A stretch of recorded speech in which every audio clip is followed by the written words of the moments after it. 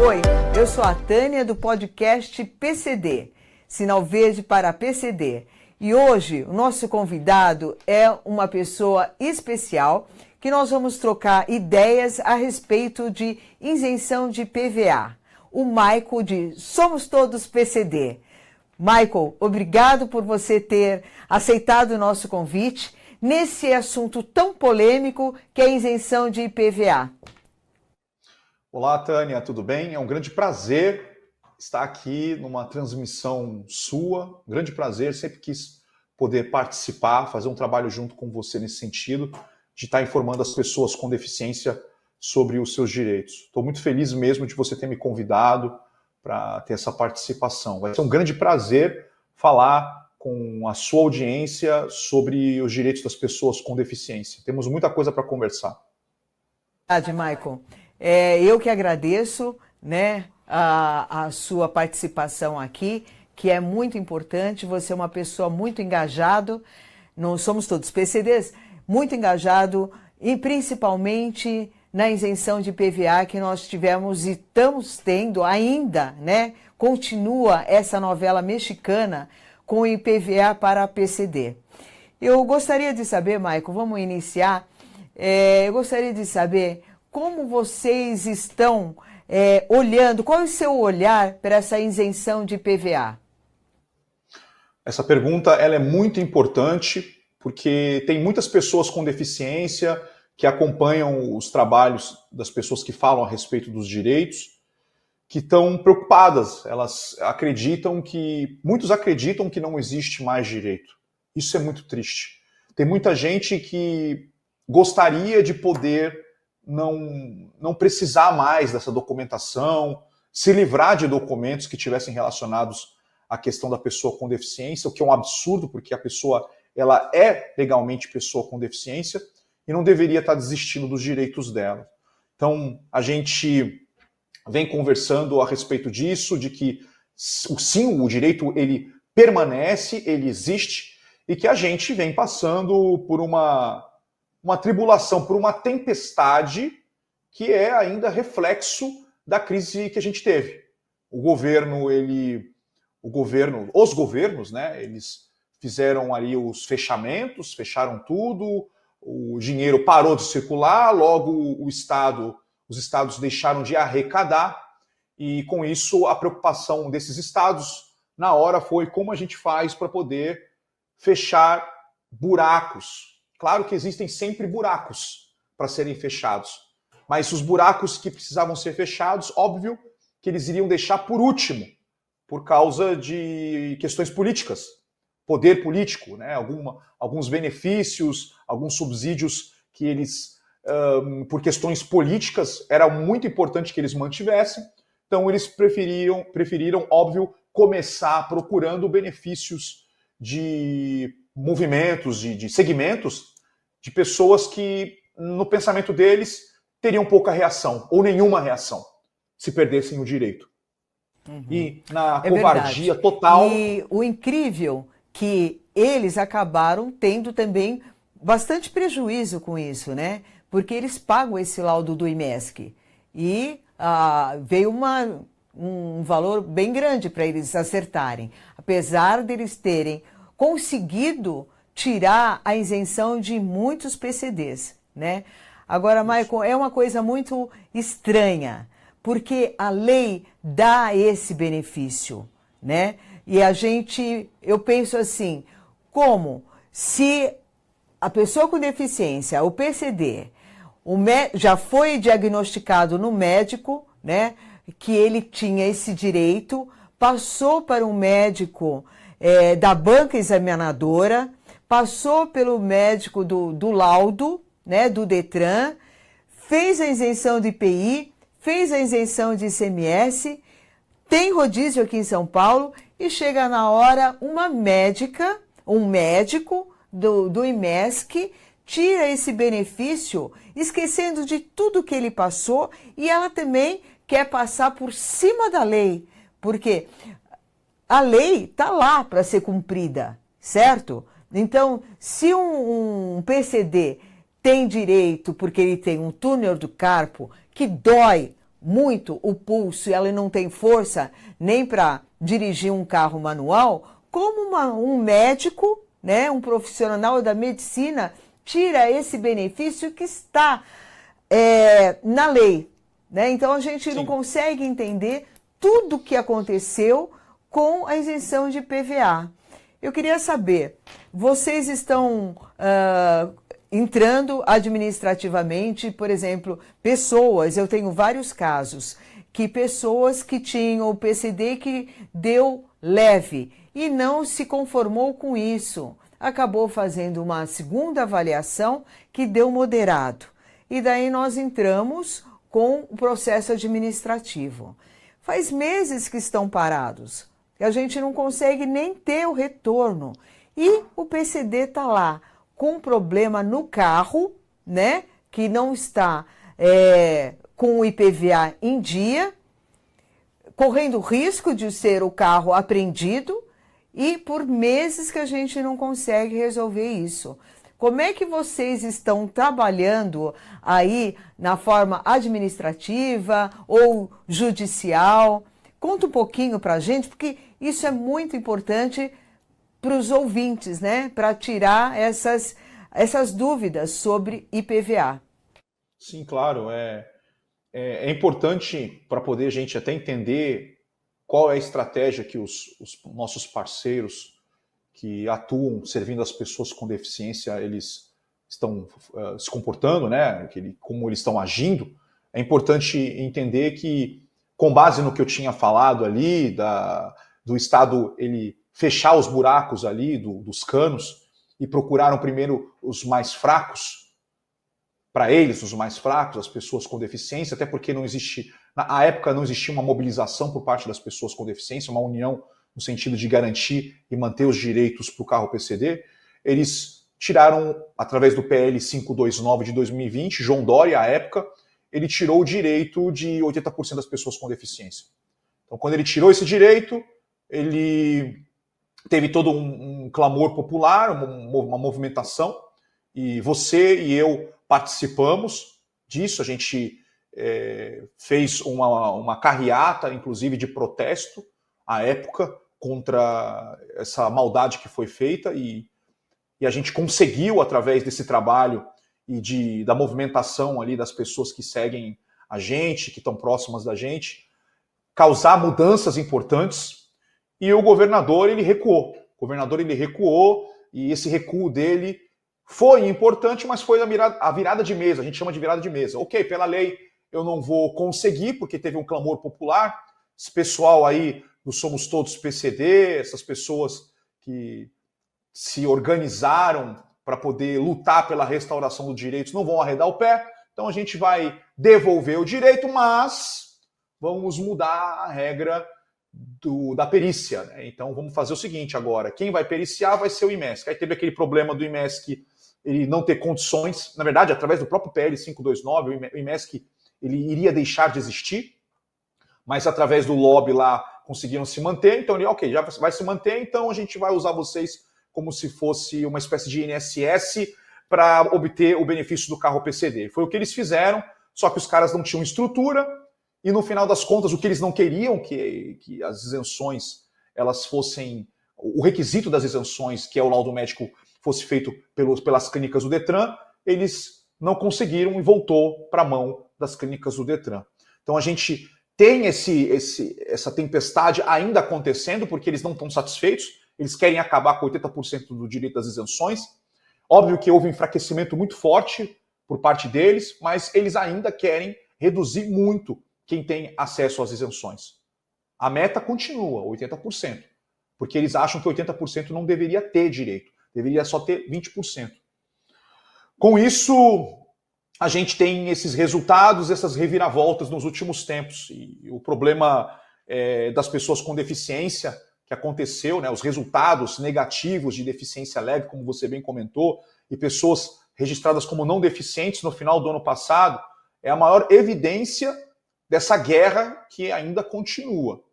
Então, muitas pessoas tiveram ali um indeferimento dessa vez através desse sistema do IMESC, que era uma novidade para as clínicas que são credenciadas do Detran, que não sabiam como conduzir o processo do jeito que eles queriam, claro.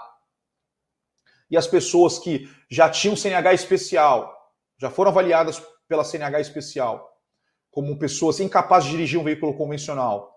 E muitas pessoas, inclusive, não, já renovando a sua CNH há alguns anos e renovando o laudo médico para novas isenções há muitos anos. Elas foram consideradas não deficientes ou com deficiência leve. Isso foi uma situação vergonhosa e, inclusive, através de recurso administrativo, não no começo, mas algum tempo depois, a gente viu claramente um enfraquecimento por parte do governo na condução desses processos administrativos e tivemos resultados positivos, os últimos recursos administrativos com um maior número de resultados positivos. Mas no começo era praticamente zero resultados positivos. Então a gente viu sim o enfraquecimento dos ataques do governo.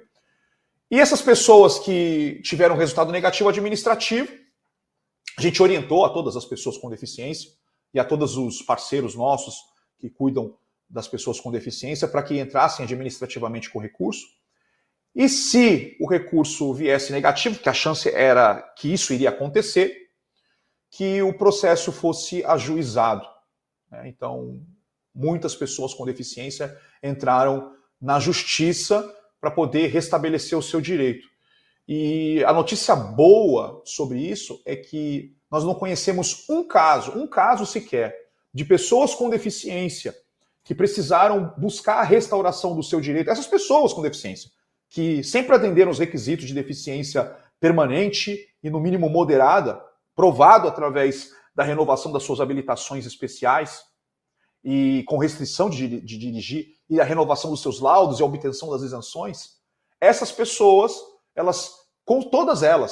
todas elas conseguiram, através da justiça, a restauração, o restabelecimento do seu direito à isenção de IPVA. Isso é uma notícia muito boa para as pessoas com deficiência, mesmo as pessoas com deficiência que ainda não sabem disso e desistiram, porque acreditam que agora vão ter que pagar IPVA, que é um absurdo. Tem um carro PCD, tem CNH especial e precisa pagar IPVA. Não. Você que está nessa situação, saiba que através aí você procura um assessor aí que cuida do seu caso e questiona ele sobre a possibilidade de você buscar o direito a nível judicial. Então, não temos um caso.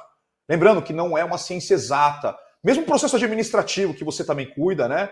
Que esses parceiros cuidam, assessores documentalistas, não é uma ciência exata, é uma ciência humana. Então você vai entrar com um processo, existem nuances documentais que podem mudar a atenção aos requisitos, fiscais do próprio governo, que você pode pegar eles num dia ruim ou pegá-los num dia onde eles não têm um nível de entendimento ainda bem apurado sobre a análise daquele documento, porque mudou de departamento, enfim, e vamos ter indeferimentos. A mesma coisa se aplica na esfera judicial. O juiz, eles vão ter as visões, não tem aquela frase, cada cabeça uma sua sentença, né? Então, o juiz, tem juízes que vão ter uma avaliação diferente ali dessa situação, e existe sim a possibilidade de, eventualmente, eles darem uma sentença negativa em primeira instância. Mas, em segunda instância, ela é reformada. A gente não viu nenhum caso de pessoa com deficiência, pelo menos das nossas indicações aí, de advogados especialistas, que não tenha restaurado o direito. E também, para quem pagou, direito à restituição dos valores. Então, é isso que está acontecendo nesse momento, Tânia. Tem outras coisas aí, mas basicamente é isso que está acontecendo nesse momento. Isso é uma coisa muito boa que você falou, que todos os casos que entraram judicialmente estão conseguindo êxito nas ações, né? Eu tenho clientes que acabaram acumulando dois anos de IPVA. Então, com uma dívida de mais de R$8.000 e não tem como pagar isso, né? Uhum. Então, eles ainda têm medo, falam, eu vou gastar ainda com um advogado, será que eu vou conseguir? E a ação administrativa, o processo administrativo ainda não saiu, Então, eu tenho orientado para que entre com ação judicial, porque eles tinham esse direito e tem que continuar com o direito. Eles não podem banir esse direito assim por uma avaliação de leve ou moderado, e eu tenho casos, Michael, que a pessoa é moderado para grave, que anda de andador, que tem Sim. prótese, e foi considerada leve, sabe? E está com 2 anos de IPVA. E o processo administrativo está lá, parado. E é uma situação bem delicada para o PCD, né? E agora, Maicon, tem uma outra novidade, eu não sei se você já pegou esses casos. A Tracker tem casos, tem juiz que está negando, que está indeferindo o processo, porque fala que o processo da Tracker, o valor da Tracker ultrapassa o limite de 120 mil. E isso não é verdade. E a gente também está fazendo processos administrativos com isso. Veja a confusão que é esse negócio de PVA. Mas você tem ideia, assim, de quanto tempo demora uma ação judicial para sair o resultado de PVA? Sim, sim. Bem, importante dizer, eu não peguei nenhum caso aí, não foi me relatado nenhum caso referente à questão da Tracker, né? Mas eu sei de casos, não me é estranho, isso daí, no sentido de a decisão ser nesse sentido, porque tem juízes que, dependendo ali da comarca ali, que não tem um entendimento, e ele precisa de mais provas. E aí, nesse caso aí, isso é resolvido a nível de segunda instância. Você atende a dúvida dele ali, você mostra que ele está equivocado, e aí o próximo juiz vai ver que, enfim, que ele se equivocou, entendeu? E aí a pessoa vai ter o restabelecimento. E é importante dizer também, né, gente, é óbvio, existem inúmeros advogados que devem estar fazendo essas ações, né? Então, quando eu falo que eu não conheço nenhum caso que tenha passado na minha mão ali de indicar especialistas, tá? Então, é óbvio que, como eu disse, não é uma ciência exata. Tem pessoas que podem ter tido resultados negativos, em especial com advogados que não conhecem, não são especialistas nessa área, né? Então, por isso que eu sempre recomendo. Olha a complicação, a Tânia mesmo falou, o juiz se confunde, porque a gente teve aí aumentos de teto, né? Quando o teto ele era 70, depois teve o teto de 100 mil e valor proporcional, aí depois no início desse ano 120 mil reais para comprar 70 de isenção, teve a ultravalorização dos carros que eles tinham direito à isenção e do nada pararam de atender os requisitos. Como é que o juiz ele não tem essas informações, ele não acompanha essas coisas, entendeu? Então, é importante você ficar ligado na importância de você estar sempre assessorado por alguém que conheça, que esteja cuidando e esteja o tempo todo fazendo essas coisas. Infelizmente, o Estado ele cria uma burocracia para as pessoas não terem acesso ao seu direito. Infelizmente, é isso, e as pessoas precisam de ajuda. Então, eu sempre recomendo que as pessoas elas procurem por essa ajuda, através de especialistas. Infelizmente, isso é o Brasil. Você tem que provar que você não está fazendo a coisa errada. Aí sim você conseguir ter acesso. Não existe um conceito de um país desenvolvido, é que você faz a coisa certa sempre até que você seja pego fazendo a coisa errada. Aqui no Brasil é o contrário. Você está sempre fazendo a coisa errada até que você seja pego mostrando que está fazendo a coisa certa, né? Através de uma burocracia e passando pelo filtro dos caras. É muito triste isso. Mas a gente tem essa situação, sim, judicial, e eu falo para as pessoas o seguinte, eu oriento, né, as pessoas de que, caramba, se elas têm um IPVA, eu entendo completamente. Se ela não quiser entrar numa briga, ela pega e paga aquele IPVA de 1 ano, entendeu? Porque vai ficar no 0 a 0 ela ganhando, né, judicialmente, muitas vezes, né, é isso que vai acontecer, e talvez ela tenha até alguma perda financeira, em algum nível, né, pode ser que seja mais caro, acabe ficando mais caro do que o próprio PVA, o advogado, ela estaria entrando para entrar numa briga mesmo, né. Então eu sempre falo para as pessoas, olha, o PVA, se eu fosse você, dependendo de que época da sua vida você está, de não querer entrar em briga, pague o IPVA e esqueça disso.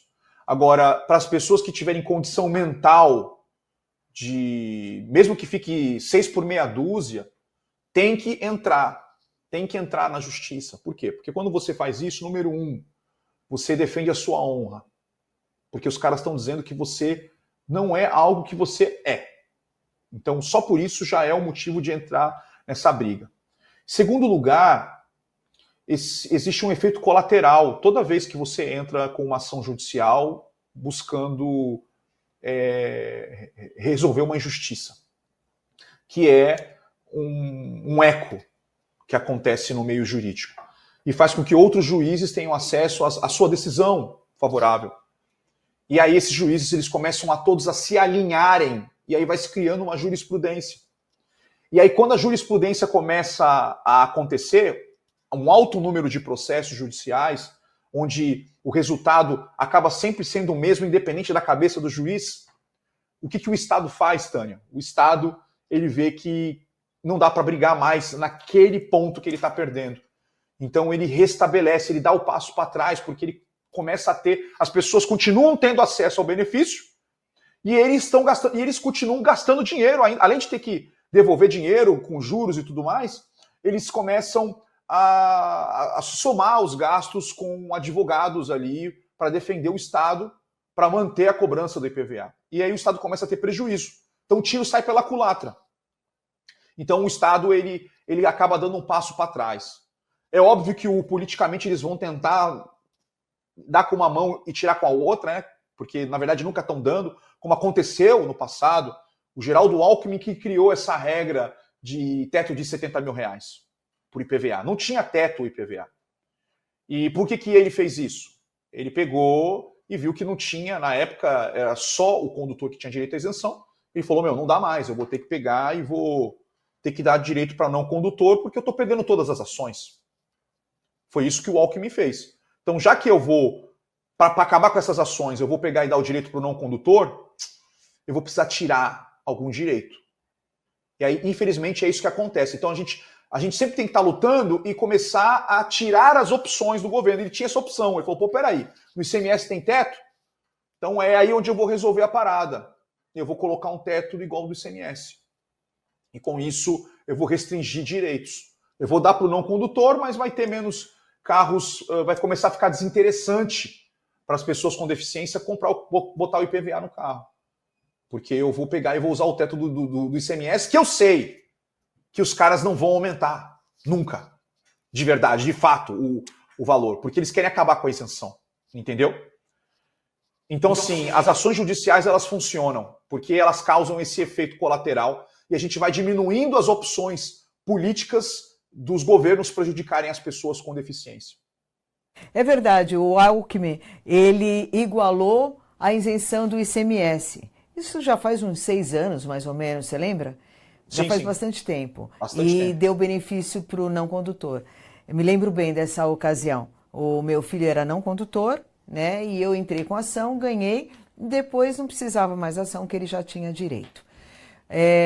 Mas eu acho que você tem razão, tem que entrar com ação judicial para restabelecer mesmo o direito de IPVA e para sempre, porque não é só aquele que perdeu em 22, 23 e agora 24, para ele manter 25 e 26, porque ele ganhando esse direito, né, dos IPVAs atrasados, ele vai automaticamente também ter o direito nos próximos anos. E isso faz a diferença, né, Michael? Apesar que aqui em São Paulo nós temos R$ 2.800 de desconto, que é os 4% em 70 mil, mas tem muitos estados que a isenção de IPVA é total, né? E o nosso governador poderia também mexer nisso, da isenção total e não deixar só no limite do ICMS,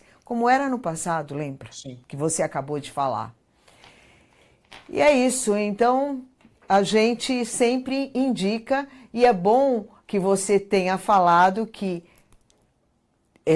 as isenções, todas que passaram por você, tiveram deferimento. Isso dá mais ânimo para as pessoas que estão com esses IPVAs atrasados e não sabem o que fazer. Você me responde uma coisa. Você orienta que ela pague primeiro esses 2 anos atrasados, se for, e entre com ação, ou não pague? É porque vai correndo juros, né? Sim. Não, a gente sempre orienta que as pessoas elas não paguem. Não paguem. Elas entrem porque é muito rápido. Inclusive, eu acho que você, no meio de alguma das suas perguntas, você tinha perguntado sobre o tempo, né? Sai muito rápido a suspensão, a liminar. Costuma sair... Veja bem, mais uma vez, não é ciências exatas, tá? Mas a gente tem percebido o seguinte, que a sentença em primeira e segunda instância, né? Porque o Estado ele recorre, tem casos que ele não está recorrendo, isso aqui é interessante. Mas por quê? Por causa disso, porque está perdendo, eles, entendeu? Eles acabam querendo economizar dinheiro ali e não vale a pena, entendeu? Eles não vão lá, faz a justificativa, porque deveriam recorrer em segunda instância, mas mostra, está perdendo tudo. É mais um dinheiro para gastar, entendeu? Então, eles estão dando passo para trás. Mas casos aí de 5 meses, 6 meses, primeira e segunda instância. É rápido. E a suspensão do IPVA, de pagar o IPVA, do débito, em até 2 semanas. A gente tem visto aí até, no máximo, 3 semanas. É muito difícil não conseguir. E mesmo assim, os advogados, eles pegam e, quando não dá a liminar ali, né, a suspensão, a tutela de urgência que falam, né, eles buscam com o juiz de segunda instância para poder conseguir isso. É impressionante como o governo está tomando paulada nesse sentido, né? Mesmo quando eu falo sobre não termos visto nada negativo, como eu disse, mais uma vez, os casos que a gente acompanhou, nenhum caso negativo. A gente sabe que tem alguns casos, mas são poucos, normalmente são casos que são pegos por advogados que não têm experiência, né? Então aí a pessoa acaba ficando triste, porque, poxa, né, podia ter restaurado o direito, mas num sentido geral aí, os advogados que às vezes a gente nem conhece, já estão com experiência no assunto, a maioria dos casos eles estão sendo positivos em favor da pessoa com deficiência, nesses casos aí que perderam, que tem CNH, que comprou carro com isenção, que tem laudo, as pessoas que atendem o requisito estão conseguindo a restauração do seu direito. Então o tempo que está acontecendo aí é muito rápido. Inclusive tem pessoas que estão sabendo disso agora, perto do licenciamento. Teve um caso recente que eu soube de uma pessoa que o licenciamento dela vence agora, em setembro, e ela procurou a gente para orientações ali no meio desse mês, e em menos de uma semana está suspenso o IPVA dela. Então minha recomendação ou seja, enquanto o processo está correndo, ela não precisou pagar IPVA e já licenciou o carro dela. Então você que está nessa situação, procure um especialista, primeiro converse com o seu assessor, documentalista, e se o seu assessor, às vezes, pode ser que ele não tenha, né, alguém que seja especialista aí nessa parte, um advogado para poder indicar, e aí você compartilha esse vídeo com eles, ou, enfim, acompanha a Tânia, que a Tânia tem, com certeza, aí ela tem gente de confiança com ela, ou através dos meus vídeos, do meu canal também, e aí você vai ter essa orientação, né? E é importante, inclusive, para o seu assessor aí, que cuida das questões administrativas, também fazer essas indicações para que outras pessoas ali da sua região, que são atendidas por ele, também possam ter o seu direito do IPVA restabelecido. Ok, eu acho que a gente principalmente você, trouxe todas as informações necessárias, mais ou menos de tempo, se vale a pena ou não, né? E porque isso são informações realmente muito importantes para a pessoa que está perdendo o direito de isenção de IPVA. Tem que correr atrás, tem que ir atrás mesmo, não pode ficar aceitando tudo que o governo faz, tá certo? Isso aí. Michael, deixa eu fazer só um comentário só, nos Tânia. dirigindo para o final, né? Eu queria te agradecer a presença aqui e já vou também te informar que eu estou saindo como candidata a vereadora pela cidade de São Paulo para que a Câmara dos Deputados tenha uma representatividade lá dentro, uma pessoa que realmente vai defender o o PCD, a pessoa com deficiência, em todos os aspectos. Tá bom? É isso aí, é muito importante, Tânia, que você esteja falando a respeito disso. Eu fico muito feliz com a sua candidatura. Com certeza, a Câmara dos Vereadores de São Paulo, eles vão ter uma pessoa, se Deus permitir, né, e que as pessoas também, né, as pessoas que estão acompanhando, elas depositem o seu voto de confiança em você, que eles vão ter uma pessoa representante do direito das pessoas com deficiência a nível municipal. Isso é muito importante. E aqui está o meu clamor, né? Eu aproveito essa oportunidade para comentar a respeito disso. Eu sei que as pessoas, elas costumam decidir em quem elas vão votar na parte legislativa, seja a nível deputado estadual, federal, ou vereador, na última hora. A gente sabe disso. Geralmente, a maioria das pessoas é na última semana. E a gente tem aí o quê? 2 semanas, menos de 2 semanas para as eleições municipais. Então, eu vou dar alguma orientação aqui, Tânia, para as pessoas, uma orientação importante.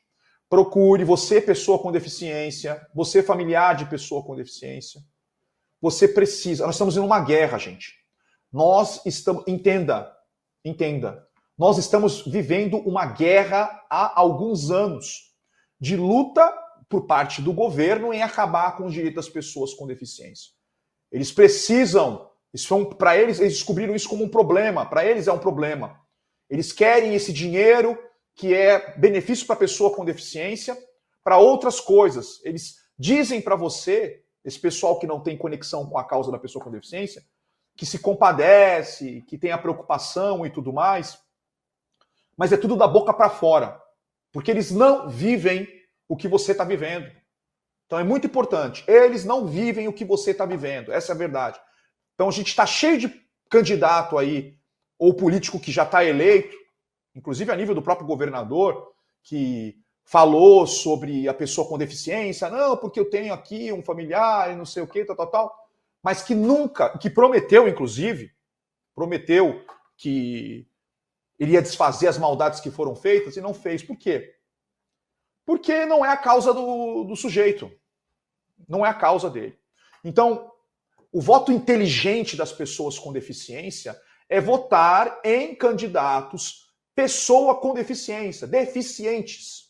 Vote em pessoas com deficiência, claro, né? Verifique se a pessoa ela é capaz, claro, isso é importante. A pessoa é capaz, ela é uma pessoa capaz e que vai conduzir as questões das pessoas com deficiência, pegue e deposite o seu voto nela. O seu partido, você pessoa com deficiência, essa parte legislativa, o seu partido é a pessoa com deficiência. Claro que se você tiver mais opções ali de PCDs, que você, os dois são muito bons, você vai ter que desempatar, aí você pega e avalia em qual você vai escolher baseado na sua visão de mundo, começa a levantar mais informações para poder entender qual é a visão de mundo dessas opções que você tem, que tem mais a ver com a sua visão de mundo. Mas se não tiver opção, só tem uma opção, você tem que votar em candidatos que sejam ou pessoas com deficiência ou pessoas que sejam ligadas comprovadamente à causa da pessoa com deficiência, em especial pessoas que tenham familiar ali, direto, que seja PCD. Isso é muito importante. Porque tem muita gente que, de repente, aí tá atuando de alguma maneira ligado à questão da pessoa com deficiência, mas não sente de fato na pele o que você está passando. Você é pessoa com deficiência, você sente na pele os tratamentos, você é a pessoa com deficiência, você está sentindo o que está acontecendo. Tem os outros casos também, como eu falei, diretamente, parente direto seu e parente direto seu debaixo do mesmo teto. Seu filho, sua mãe, seu pai, sua filha, tá? O seu cônjuge, o seu irmão, aí uma pessoa que pode estar debaixo do seu teto ou não. Então, você que está nessa situação, você tem que buscar pessoas que, se não tiver essa opção do próprio PCD, essa pessoa é uma opção. Então, a gente tem aí o caso da Tânia. O meu caso, por exemplo, eu não sou pessoa com deficiência, mas eu tenho um filho, meu filho mais velho, para quem me acompanha, sabe? Paralisia cerebral, ele tem hemiparesia do lado direito dele, e eu tenho um filho autista grau de suporte 1. meu filho segundo, o Douglas. E o primeiro é o Lucas. E aí tem a Tânia, que o filho dela também é PCD. Então, você que é pai, você que é mãe, sabe muito bem do que eu estou falando. Se você pudesse, você ia tirar aquilo que é aquela incapacidade que o seu filho ele padece, aquela condição, e colocaria em você. Sim ou não? Sim ou não? Você vai dizer que você nunca pensou nisso? Se eu pudesse, eu tiraria aquilo que meu filho tem e eu colocaria em mim. Por quê? Porque a gente não quer, a gente teme pelo futuro dos nossos filhos. Em diversos graus. Tem pessoas que têm a preocupação muito maior do que a minha. A Tânia é um exemplo. Que é uma situação mais grave, que o filho depende do cuidado dela. Então você que tem ainda tem essa situação, pode ser que seja o seu caso, de você ter um filho, uma filha numa situação que você não sabe, que você não sabe o que vai acontecer quando você você ir embora, deixar esse mundo. E você tem essa preocupação. Então, para você que está nessa situação, ou conhece alguém nessa situação, você que tem um familiar, procure aí no seu município pessoas que a vida delas é cuidar da pessoa com deficiência. Porque ou ela está se cuidando, ou ela está cuidando de alguma pessoa com deficiência. Porque essa pessoa vai ter um carinho de verdade na causa da pessoa com deficiência. Porque é visceral, é dela, está nela. Então eu faço esse apelo para você.